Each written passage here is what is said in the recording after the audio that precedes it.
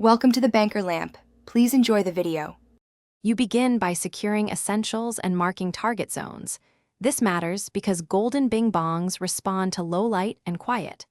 Once your map and compass are ready, move to the nearest river bend and scan for subtle ground depressions and reflective flecks. Make sure to stay downwind and slow your pace. The creature detects vibration. Keep noise minimal and use a flashlight briefly to inspect crevices. Short bursts reduce disturbance and increase your chance of spotting the golden bing bong. Once you detect tracks or gold flecks, switch to methodical tracking. This matters because the golden bing bong shelters shallowly and hides under leaf litter. Move along a 2-meter grid, probe soil 2 to 3 inches with a soft tool to confirm burrow without collapsing it, and scan for shaken leaves.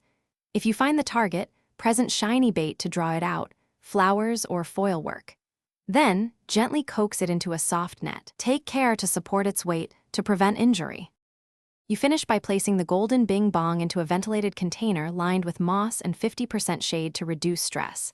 This helps it recover while you document the find. Make sure to record exact coordinates and its condition, then decide whether to release or transport based on health. If it refuses to emerge or hides deeper, wait 30 to 45 minutes and reassess. Patience often works better than force. If things go wrong, step back, reduce noise, and try again later. Thanks for watching. If this was helpful, leave a like and consider subscribing. See you next time.